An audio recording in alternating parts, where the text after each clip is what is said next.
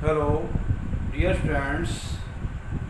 Today we are going to study about a new chapter, force and laws of motion. In last chapter, you have to study about motion based definitions like acceleration, velocity and displacement. Today we are going to study about cause of motion. What is force? Force की definition, इसको हिंदी में बल भी कहते हैं, बल, force. What is force? An effort of pull or push that produces a motion in a body or brings a moving body to rest. बल क्या है? बल वो प्रयास है जो किसी वस्तु को जब हम खींचते हैं या उसको धक्का देते हैं तो वो या अगर मूवमेंट में है यानी गतिमान है तो रुक जाती है, और अगर रुकी हुई वस्तु है तो मूवमेंट में आ जाती है यानी गतिमान हो जाती है. ये एक प्रयास है जिसे हम बल के नाम से जानते हैं. ये ज़रूरी नहीं कि बल लगाने से कोई भी वस्तु या ऑब्जेक्ट रुक जाए. इसीलिए बल के प्रकार होते हैं, टाइप्स ऑफ फोर्सेस, बलों के प्रकार. There are two types of forces: balanced forces and unbalanced forces. Balanced संतुलित,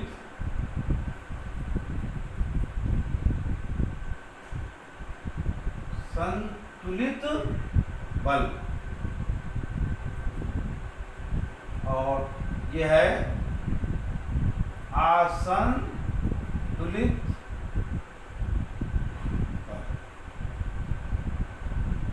संतुलित बल और असंतुलित बल यानी कि बैलेंस्ड फोर्सेस और अनबैलेंस्ड. ये बात क्यों निकल के आई कि यहाँ पर ये बताया गया कि जब हम फोर्स लगाते हैं तो कोई भी पिंड जो है वो गतिमान हो जाता है, मगर हम फोर्स इस तरह से लगाएं अगर कि दोनों फोर्सेस इक्वल अमाउंट में लगाएं और अपोजिट डायरेक्शन में लगाएं तो ज़रूरी नहीं कि वो वस्तु गतिमान हो जाए. तो उसका जो रिजल्टेंट जो फोर्स है वो ज़ीरो हो जाएगा और वस्तु जो है वो स्थिर रहेगी.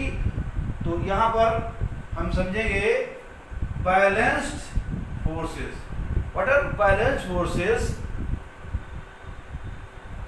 If we apply two forces in opposite direction of an object.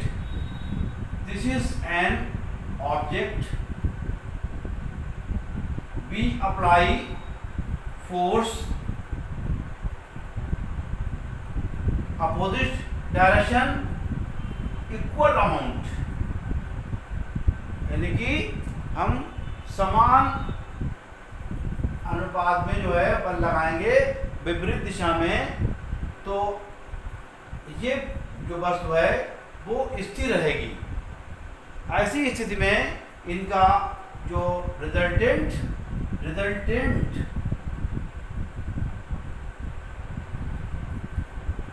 Is equal to zero.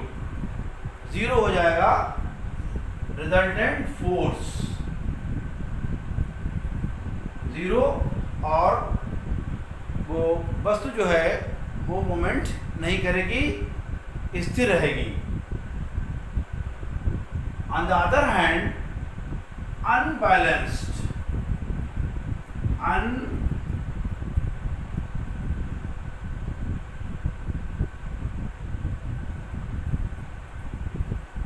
unbalanced forces, यानी कि असंतुलित बल क्या है?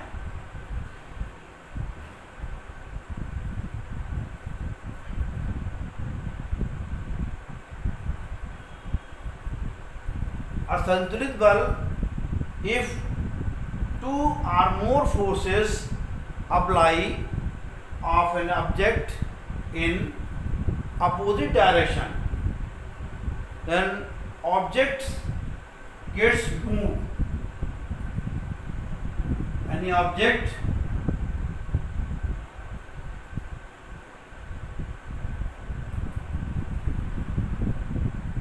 forces F1 F2 direction opposite direction में लाए जाते हैं।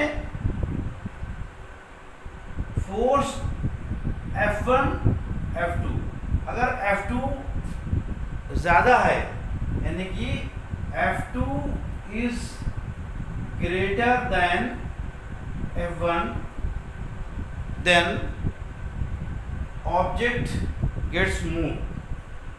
देन ऑब्जेक्ट यानी कि वो बस जो है वो गतिमान हो जाएगी। अगर बल लगाए जा रहे हैं और F2 जो है F1 से ज़्यादा है तो वस्तु गतिमान हो जाएगी।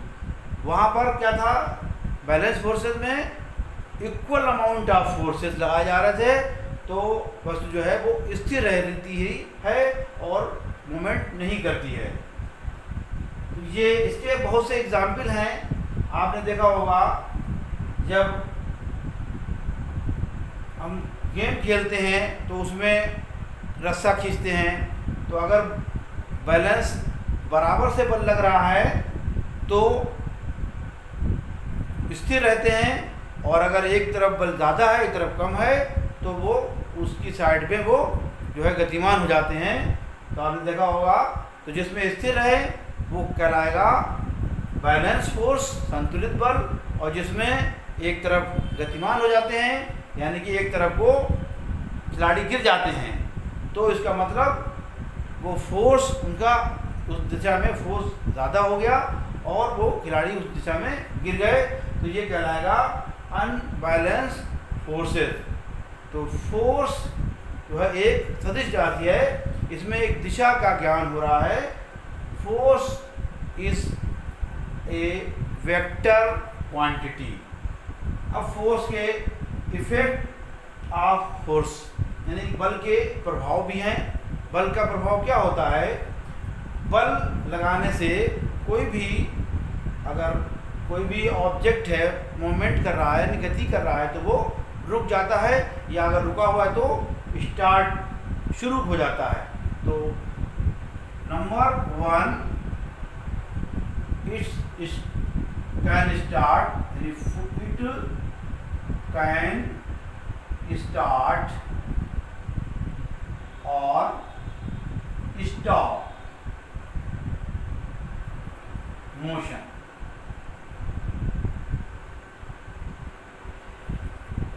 यानी कि बल जो है वो मोशन को स्टार्ट भी कर सकता है और स्टॉप कर सकता है। सेकेंड पॉइंट, बल का कार्य क्या है, ये डायरेक्शन बदल सकता है। It can change, it can change direction, यानी दिशा को बदल सकता है। अगर कोई भी बॉल खिलाड़ी जो है बॉल डायरेक्शन में नॉर्थ डायरेक्शन में आ रही है, उसको बल लगाकर वो साउथ डायरेक्शन में उसको भेज देता है, तो ये इससे डायरेक्शन भी बल से इसके बल के प्रभाव क्या पड़ते हैं कि इससे डायरेक्शन बदल सकती है। और थर्ड पॉइंट है बल से डायमेंशंस बदल जाती हैं। Dimension, it can change dimension, it can change dimensions. Dimensions इसमें फॉर एग्जाम्पल लेंथ, ब्रेथ या लेंथ और वॉल्यूम, एरिया, ये सारे डायमेंशन जो है फोर्स लगाकर बदल सकते हैं। इसका बेस्ट एग्जाम्पल क्या है, हम रबर बैंड को खींचते हैं तो उसकी डायमेंशंस बदल जाती है। तो खींचते क्या करते हैं, हम फोर्स लगाते हैं, we get apply force on rubber band, change the directions and change the length of rubber band and area of rubber band and volume of an object। तो ये बल के प्रभाव हैं। और आपने पढ़ा बल क्या है, बल के प्रकार कौन कौन से हैं और बल का प्रभाव क्या पड़ता है। इस वीडियो में इतना ही, और फिर अगला वीडियो में आपको हम इसके आगे डिटेल में बताएंगे। Thank you.